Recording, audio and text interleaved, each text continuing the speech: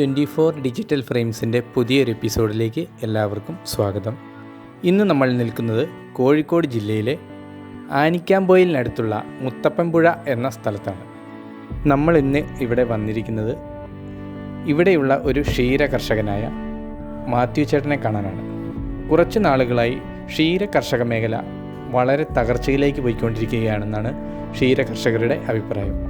നമുക്ക് അതിനെക്കുറിച്ചൊന്ന് ചോദിച്ചറിയാൻ വേണ്ടിയാണ് നമ്മൾ ഇന്നിവിടെ വന്നിരിക്കുന്നത്. നമുക്ക് മാത്യു ചേട്ടനോട് തന്നെ നേരിട്ട് കാര്യങ്ങൾ ചോദിച്ച് മനസ്സിലാക്കാം.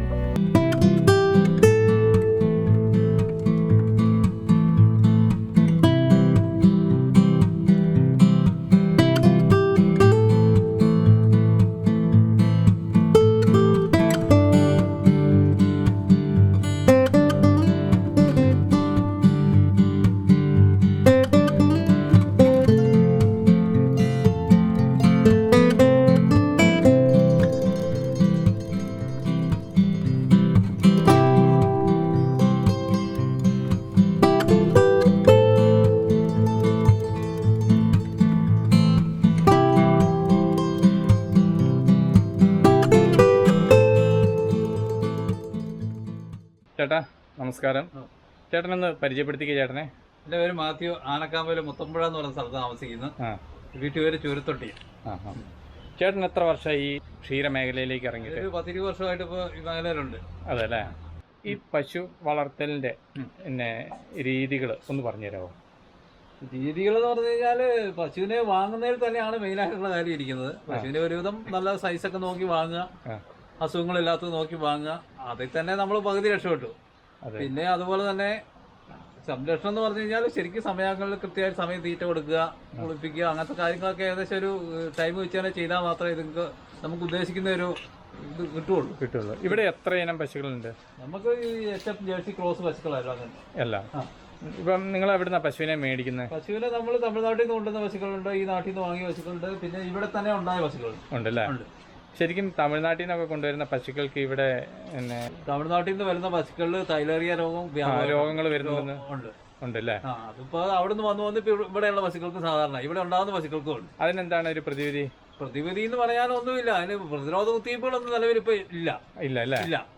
വന്നാൽ നമ്മൾ ബ്ലഡ് ടെസ്റ്റ് ചെയ്ത് രോഗം കണ്ടുപിടിച്ച് അതിനുള്ള ചികിത്സ കൊടുക്കാന്നുള്ളതേ ഉള്ളൂ. അപ്പൊ അത് വന്നു കഴിഞ്ഞാൽ മറ്റുള്ള പശുക്കളുടെ കൂടെ നിർത്തി കഴിഞ്ഞാൽ അത് പകരുന്ന രോഗം. അതായത് ഇതിന്റെ മേത്തുണ്ടാകുന്ന ഉണ്ണി എന്നൊക്കെ പറഞ്ഞ വട്ടനുണ്ടല്ലോ, ആ സാധനങ്ങൾ ആണ് കടിച്ചിട്ടാണ് ഇത് ഒന്നിലോട്ട് പകരുന്നത്. അതിനെ നശിപ്പിക്കുക എന്നുള്ളത് മാർഗമുള്ളൂ.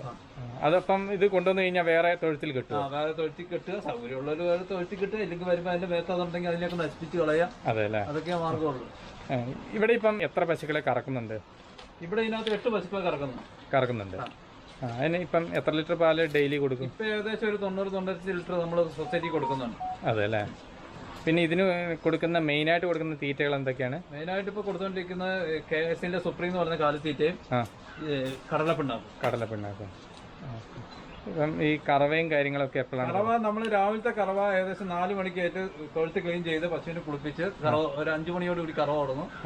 6-6:15 ആകുമ്പോൾ നമുക്ക് സൊസൈറ്റിയുടെ വണ്ടി റോഡിൽ വരും. അതിൽ നമ്മൾ പാലളന്ന് കൊടുക്കും. അതുപോലെ തന്നെ ഉച്ച കഴിഞ്ഞ് ഒരു 2 മണിക്ക് ക്ലീൻ ചെയ്ത് ഒരു 2:30-2:45 കറവ തുടങ്ങി 4 മണിയാകുമ്പോഴത്തേക്ക് നമ്മൾ വണ്ടി വരും. വണ്ടി പാല് കൊടുക്കും. ചേട്ടനും ചേച്ചിയും ഉണ്ടാവും അല്ലേ? രണ്ടുപേരും കൂടെയാണ് അല്ലേ. പിന്നെ പുല്ല് എങ്ങനെ നട്ട് പിടിപ്പിച്ചിട്ടുണ്ട്. അതുകൊണ്ട് മാത്രമേ ഇത് പിടിച്ചിരിക്കുന്നത്. ഇതിന്റെ പുറമെ ഈ നമുക്ക് കിട്ടുന്ന വൈക്കോലും കൂടെ എടുത്താൽ കഴിഞ്ഞു. നഷ്ടമാണ്. വൈക്കോലിന് നല്ല വില വരുന്നുണ്ട്. വൈക്കോലിന് ഇപ്പൊ ഏകദേശം ഒരു 11 രൂപയോളം വില വരുന്നുണ്ട്. നമ്മളിപ്പം പുല്ല് സ്വന്തം പറമ്പിൽ നട്ടുപിടിപ്പിക്കുകയാണ്. അതെ അല്ലേ. ഏതാണ് പുല്ല്? ഏതാണ് അത്? CO3 ഉണ്ട്, CO5 ഉണ്ട്, സൂപ്പർ നേപ്പിയർ പുല്ലുകളാണ്. അതെ. അതുകൊണ്ട് മെച്ചമായിട്ട് പോകും. അപ്പൊ ഇതിന്റെ പൈസ അതിൽ മാറി ലാഭമായിട്ട് കിട്ടുന്നത്. ഒരു മാസം ഇപ്പം ചേട്ടന് ഇപ്പൊ ഉള്ള പശുക്കളെ വെച്ചിട്ട് എത്ര രൂപയുടെ വരുമാനം കിട്ടുന്നുണ്ട്? ഇപ്പൊ ഉള്ള പശുവിന് ഒരു 40 രൂപയുടെ അടുത്ത് വരുമാനം കിട്ടുന്നുണ്ട്. 40 രൂപയുടെ ഒരു മാസം അല്ലേ. ചേട്ടന് തന്നെ അത്യാവശ്യം പിടിച്ചു നിക്കാം, അത്രേ ഉള്ളൂ അല്ലേ? പിടിച്ചു നിൽക്കാം. ഇപ്പം പൊതുവെ പറയുന്നുണ്ടല്ലോ ക്ഷീര കർഷകർ മൊത്തം ദുരിതത്തിലേക്ക് പോവാന്ന്. ദുരിതത്തിൽ തന്നെയാണ്. നമ്മുടെ ഒരു ഇതിന്റെ അധ്വാനത്തിനുള്ള ഒരു പ്രതിഫലം എന്ന് പറയാൻ ഞങ്ങൾ രണ്ടുപേരും അധ്വാനിച്ചിട്ടാണ് നമുക്കൊരു 1000 രൂപ എന്ന് പറയുന്നത് ഒരു മാറ്റി വെക്കാൻ പറ്റുന്നത്. ശരിക്കും അതൊരു നഷ്ടം തന്നെയാണ് അല്ലേ. പണ്ടത്തെ പോലെ ഇപ്പം പശുക്കളെ ഒരു മെച്ചം കിട്ടുന്നില്ല അല്ലേ. ഈ കാലിത്തീറ്റയുടെ വില വർധനവ് അതുകൊണ്ട് ഈ മേഖലയിൽ ഇപ്പൊ പിടിച്ചു നിൽക്കാൻ വളരെ ബുദ്ധിമുട്ടലാണ്. നമ്മളിപ്പോ കറവയില്ലാത്ത പശുക്കളൊക്കെ ഉണ്ടെങ്കിൽ പിന്നെ അതിനെ സംരക്ഷിച്ചു കൊണ്ടുപോകാന്ന് പറഞ്ഞാൽ വലിയൊരു ബാധ്യതയായി വന്നിരിക്കുക. കറവയുള്ളതിൽ പോലും കാലിത്തീറ്റ കൊടുത്താൽ ലാഭകരമല്ലാത്ത അവസ്ഥയിലാണ്. അതിന്റെ കൂടുതൽ കറവകളിൽ നിർത്തിയ പശുക്കളെ സംരക്ഷിക്കുക എന്ന് പറയുന്നത് വലിയൊരു ചെലവാണ് ഇപ്പോൾ വരുന്നത്.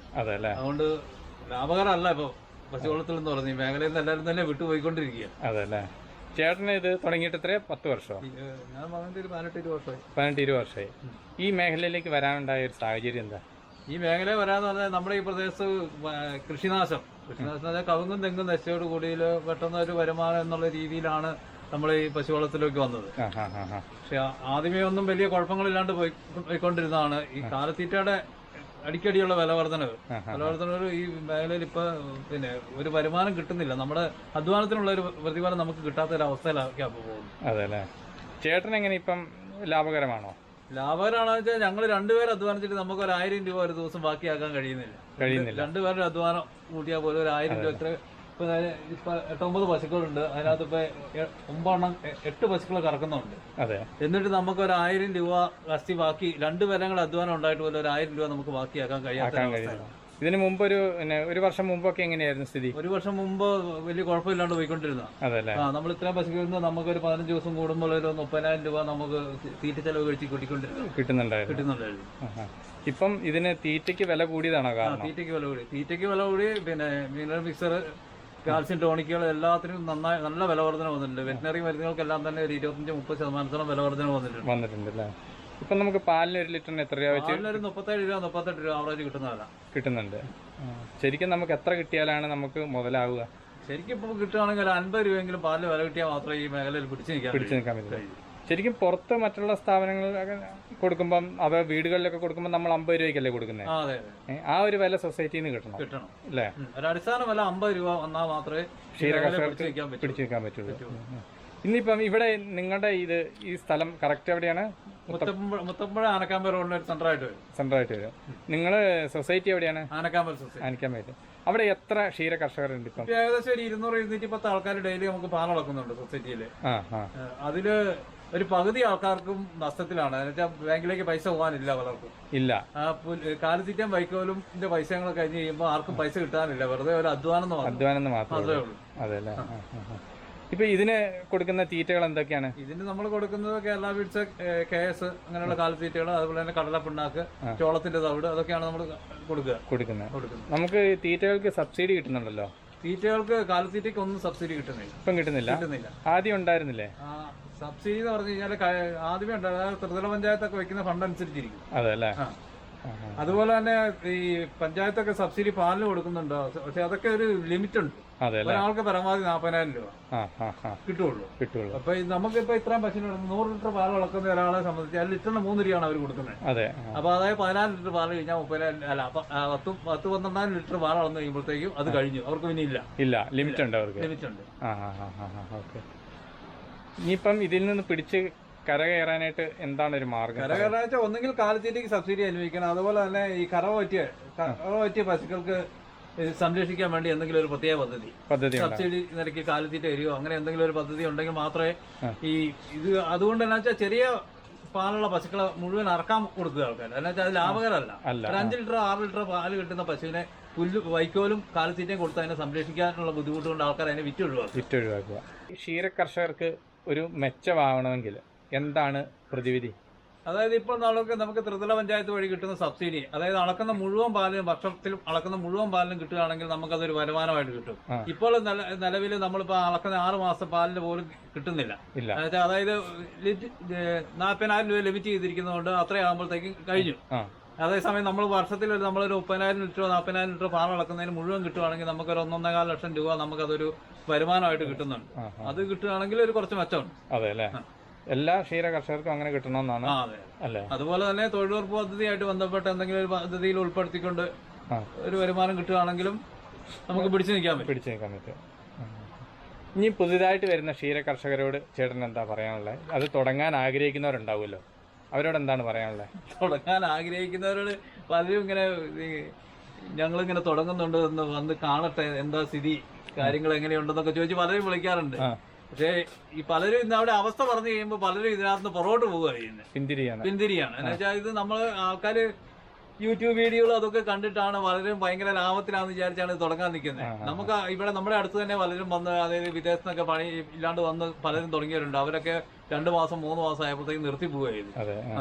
അതായത് സ്വന്തമായിട്ട് അധ്വാനിക്കാൻ പറ്റാത്തവർ ഇത് ചെയ്തിട്ട് കാര്യമില്ല, ഒരു വരുമാനവും കിട്ടൂല. ആളെ വെച്ച് ചെയ്താൽ കിട്ടൂല. ആളെ വെച്ച് ചെയ്താൽ കിട്ടണമെങ്കിൽ ഒരു 10-30 പശു എങ്കിലും ഉണ്ടെങ്കിൽ മാത്രമേ നമുക്ക് ആളെ വെച്ച് ചെയ്ത് ഇത് വിജയിപ്പിക്കാൻ കഴിയുള്ളൂ. ഒരു 5-10 പശുവിനെ നമുക്ക് ആളെ വെച്ച് ചെയ്തുകൊണ്ട് നമുക്ക് ഒരു വരുമാനം കിട്ടൂല.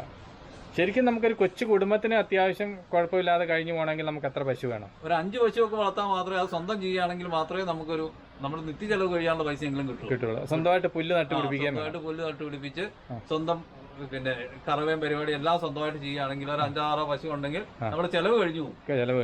നമ്മൾ പുറത്തുനിന്ന് ഒരു ജോലിക്ക് പോകാതെ കഴിഞ്ഞുകൂടാ അല്ലേ? വലിയൊരു വരുമാനം പ്രതീക്ഷിക്കണം അല്ലേ? ഇനിയുള്ള കാലങ്ങളിൽ ഇതിനൊരു വരുമാനം കിട്ടുമെന്ന് പ്രതീക്ഷയുണ്ടോ? ഇതിനകത്തൊരു പ്രതീക്ഷയും തോന്നുന്നില്ല. പലരും ഇപ്പോൾ ഓരോ ദിവസങ്ങളിലും ഇങ്ങനെ വാട്സപ്പുകളൊക്കെ വരുന്ന കാണാം, പശുവിന് വിൽക്കാൻ പോകണം, ആരെങ്കിലും ഉണ്ടെങ്കിൽ വിറ്റേക്കാം, മൊത്തം കൊടുത്തേക്കാം, ഫാമിൽ ലീസിന് കൊടുത്തേക്കാം എന്നൊക്കെ പറഞ്ഞ് ഇഷ്ടംപോലെ ആൾക്കാർ പറയുന്നുണ്ട്. അപ്പൊ ഇത് മുമ്പോട്ട് അത്രയൊരു പ്രതീക്ഷയൊന്നും നമുക്കില്ല. അത് ഞാനും കേട്ടിട്ടുണ്ട്. അതായത് പലരും പറയുന്നുണ്ട് ഫാമുകൾ നിർത്തി പോവാണ്, പഴയ പോലെ ഒരു മെച്ചമില്ല എന്നൊക്കെ പറയുന്നുണ്ട് അല്ലേ? അതിന് കാരണം ഇത് തന്നെയാണ് അല്ലേ? അത് ഒന്നായത് എന്ന് വെച്ചാൽ മലമ്പ്രദേശങ്ങളായതുകൊണ്ട് ഇത് ലോക്കൽ സെയിൽ നമുക്കൊരു മാർഗമില്ല. ടൗൺ ഏരിയയിലൊക്കെ ആണെങ്കിൽ വളർത്താനുള്ള ചെലവ് ഇച്ചിരി കൂടിയാൽ പോലും അവർക്ക് 60 രൂപ 70 രൂപയ്ക്ക് പാല് വിൽക്കാം, പിന്നെയും പിടിച്ചു നിൽക്കുന്നുണ്ട്. ശരിക്കും ഗ്രാമപ്രദേശങ്ങളിലുള്ളവർക്കാണോ ഈ നഷ്ടം വരുന്നത്? അതെ, നഷ്ടം വരും. ടൗൺ ഏരിയയിലുള്ളവർക്ക് ഈ പ്രശ്നം വരുന്നത്? ടൗൺ ഏരിയയിലുള്ളവർക്ക് ഇത്രയും വരികയല്ല. അതെന്താണ് കാരണം? എന്താണ്? അവർക്ക് ഒരു 70 രൂപയ്ക്കൊക്കെ അവർക്ക് ലോക്കൽ സെയിൽ നടത്താൻ പറ്റുന്നുണ്ട് സൊസൈറ്റികളിലല്ലാതെ. നമുക്ക് മലമ്പ്രദേശങ്ങളിൽ സൊസൈറ്റിയെ ആശ്രയിച്ച് മാത്രമാണ് ഈ പശു വളർത്താൻ പറ്റുള്ളൂ. ആക്കിയാൽ പോലും നെയ്യോ തൈരോ എന്തോ ആക്കിയാൽ പോലും അങ്ങനെ ഒരു വിൽക്കാനുള്ള ഒരു സാഹചര്യം ഇല്ല. ശരിക്കും നമുക്ക് ഇവിടെ പാല് എടുക്കുന്നത് നമുക്ക് ഓരോ വീടുകളിൽ കൊടുത്താൽ നമുക്ക് മെച്ചമല്ലേ? വീടുകളിൽ വാങ്ങാൻ എല്ലാ വീട്ടിലും പശുകൊണ്ട് പിന്നെ ആരാ വാങ്ങുന്നത്? ഈ മേഖലയിലേക്ക് പുതിയതായിട്ട് വരുന്നവർ പറയണം, സ്വന്തമായിട്ട് അധ്വാനിക്കാൻ കഴിയുന്നവർ മാത്രമേ ഈ മേഖലയിൽ വന്നിട്ട് പിടിച്ചു നിൽക്കാൻ കഴിയുള്ളൂ. അല്ലാതെ പണിക്കാരെ വെച്ചുകൊണ്ടൊന്നും ഈ മേഖല ഇപ്പൊ മുന്നോട്ട് കൊണ്ടുപോകാന്ന് പറഞ്ഞാൽ അത്ര എളുപ്പമല്ല. അതുപോലെ തന്നെ സ്വന്തമായിട്ട് പുൽകൃഷി, ഇത് രണ്ടും ഉണ്ടെങ്കിൽ മാത്രമേ നമുക്ക് ഈ മേഖലയെ പിടിച്ചു നിൽക്കാൻ കഴിയൂ. അങ്ങനെയുള്ളവർ മാത്രമേ ഇതിലേക്ക് ഇറങ്ങി തിരിച്ചാൽ കാര്യമുള്ളൂ. ഇതിൽ നിന്നൊരു ലാഭം കൊയ്യാന്ന് വിചാരിച്ച ആരും ഇറങ്ങാൻ, പണിക്കാരെ വെച്ചുകൊണ്ട് ഇതിൽ നിന്നൊരു ലാഭം ഉണ്ടാക്കാൻ വേണ്ടിയിട്ട് നമ്മൾ ചെയ്താൽ ഇത് നഷ്ടത്തിലേക്ക് പോകുള്ളൂ. അതുപോലെ തന്നെ വലിയ വലിയ ലോൺ എടുത്ത് തുടങ്ങിയ ആൾക്കാരെല്ലാം കടം കയറി കൂടുക എന്നല്ലാണ്ട് ഇത് 1 രൂപ പോലും അടയ്ക്കാൻ പറ്റാത്ത അവസ്ഥ നിൽക്കുന്നവരാണ്. അതല്ലേ? അപ്പം ചേട്ടാ, സത്യസന്ധമായിട്ടുള്ള കാര്യങ്ങൾ പറഞ്ഞു തന്നതിന് ഒത്തിരി നന്ദിയുണ്ട് കേട്ടോ.